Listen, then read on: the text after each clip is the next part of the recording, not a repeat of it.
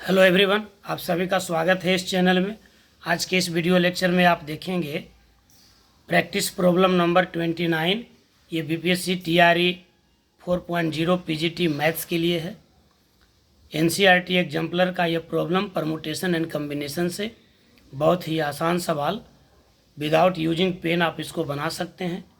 देखिए क्वेश्चन कह रहा है कि the number of ways in which a team of 11 players can be selected from 22 players, always including 2 of them and excluding 4 of them is 16C11 या 16C5 या 16C9 या 20C9। सवाल को हम हिंदी में कर देते हैं। सवाल कर रहा है कि 22 प्लेयर है, इसमें से आपको 11 प्लेयर का टीम बनाना है, जिसमें से 2 को हमेशा चुनना है और 4 को हमेशा छोड़ना है। यानी 22 प्लेयर में से 2 ऐसा प्लेयर है जिसको चुनना ही चुनना है और 4 ऐसा प्लेयर है जिसको बिल्कुल ही नहीं चुनना है, उसको छोड़ देना है। तो फिर 11 चुनने के कितने तरीके होंगे? फिर से सवाल को समझिए। 22 प्लेयर में से 11 प्लेयर को चुनना है। अगर कोई कंडीशन नहीं रहता तो आंसर होता 22C11। लेकिन 22 प्लेयर्स में से 2 प्लेयर ऐसे हैं जिनको हमेशा इंक्लूड करना है, यानी इनको हमेशा चुनना ही चुनना है। तो हम पहले वह कर लेंगे जिस पर कंडीशन लगा हुआ है।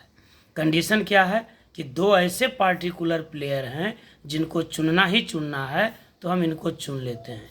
तो 2 प्लेयर में से 2 प्लेयर चुनने के तरीके होंगे 2C2 यानी 1। क्यों? क्योंकि NCN बराबर होता है 1। तो इस 2 पार्टिकुलर प्लेयर को चुनने का तरीका हो गया 1। अब आपके पास प्लेयर बचा कितना भाई? तो 22 प्लेयर था, उसमें से 2 को आप हटा दीजिए, तो अब कितना बच गया? 20 प्लेयर। अब इस 20 प्लेयर में से देखिए 4 को छोड़ देना है, उसको चुनना ही नहीं है। 4 ऐसे पार्टिकुलर प्लेयर हैं जिसको हमेशा एक्सक्लूडिंग करना है, हमेशा छोड़ देना है, इसको चुनना ही नहीं है। तो अब आपके पास बचा कितना? 16 बच गया। अब आपके पास बच गया 16। और चुनना कितना था? 11th को, लेकिन 2 तो आप ऑलरेडी चुन चुके हैं, तो और कितना बच गया? 9।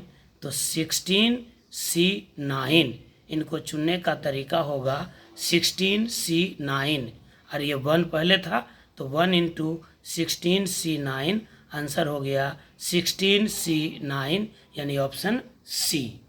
ऑप्शन सी इस सवाल का जवाब हो गया, ऑप्शन सी 16C9। यहाँ पर आपको समझना ये चाहिए कि जब कभी रेस्ट्रिक्शन आ जाए, कभी भी रेस्ट्रिक्शन आ जाए कम्बिनेशन के प्रॉब्लम में या परमुटेशन के प्रॉब्लम में, तो आपको पहले जिस पर रेस्ट्रिक्शन है उस पर काम करना चाहिए और बाद में जो रिमेनिंग बच गया उस पर। जैसे यहाँ पर रेस्ट्रिक्शन क्या था कि 22 खिलाड़ी में से 2 खिलाड़ी ऐसे हैं जिसको चुनना ही चुनना है, तो पहले हम उस 2 को चुन लिया। तो 2 में से 2 चुनने के तरीके हो गए 1 2C2। तो 22 प्लेयर था, लेकिन अब हमारे पास बचा कितना? 20। अब इस 20 में से हमको नहीं चुनना है। 20 में से एक कंडीशन और है कि 20 में से 4 ऐसे हैं जिसको चुनना ही नहीं है, तो उस 4 को हटा देते हैं।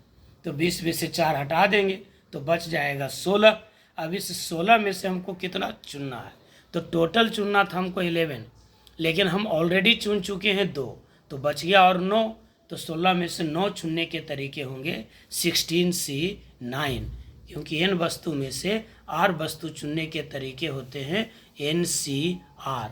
n वस्तु में से r वस्तु चुनने के तरीकों को कहते हैं NCR, और इनका फॉर्मूला होता है फैक्टोरियल n बटा factorial r into factorial n-r।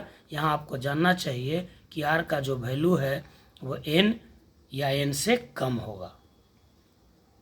और भी यहाँ फॉर्मूला है NC0 इज इक्वल्स टू होता है 1, NCN इज इक्वल्स टू होता है 1, फिर NCR इज इक्वल्स टू होता है NCN-r। फिर है कि NCX बराबर NC/y अगर है तो या तो x बराबर y होगा या x + y is equals to n होगा। ये सारे फॉर्मूला हैं। और एक फार्मूला इम्पोर्टेंट है इसमें, NCR plus NCR plus 1 is equals to होता है N plus 1C R plus 1, N plus 1C R plus 1। अगर सवाल पूछे कि NCR और NPR में क्या रिलेशन है, तो NCR इज इक्वल्स टू होता है NPR divided by factorial R, यानी अरेंजमेंट में से फैक्टोरियल R को डिवाइड कर देते हैं तो ये सिलेक्शन हो जाता है। NCR का मतलब हो गया N वस्तु में से R वस्तु को चुनना। उम्मीद है कि ये सवाल आप अच्छे से समझ गए होंगे। वीडियो को अंत तक देखने के लिए आप सभी का बहुत बहुत धन्यवाद। कृपया इसे लाइक कीजिए, चैनल को सब्सक्राइब कीजिए और ज़्यादा से ज़्यादा दोस्तों में इसे शेयर कीजिए। हम इसी तरह से प्रतिदिन एक प्रॉब्लम लाने का प्रयास ज़रूर करते हैं, लेकिन जब हम बाहर हो जाते हैं या समय नहीं मिल पाता है तो उस दिन गैप हो जाता है। ये आपका 29वां वीडियो है इस प्लेलिस्ट का। हम उम्मीद करते हैं कि आप इस प्लेलिस्ट के सभी वीडियो को ज़रूर देखे होंगे। यदि आपने नहीं देखा है तो आप प्लेलिस्ट में जाइए और क्वेश्चन नंबर 1 से देखना शुरू कीजिए और इन सारे प्रॉब्लम्स को एक कॉपी में नोट कीजिए। एग्ज़ाम के समय में ये आपको बहुत ही मदद करेगा। बहुत बहुत धन्यवाद। शुभ रात्रि।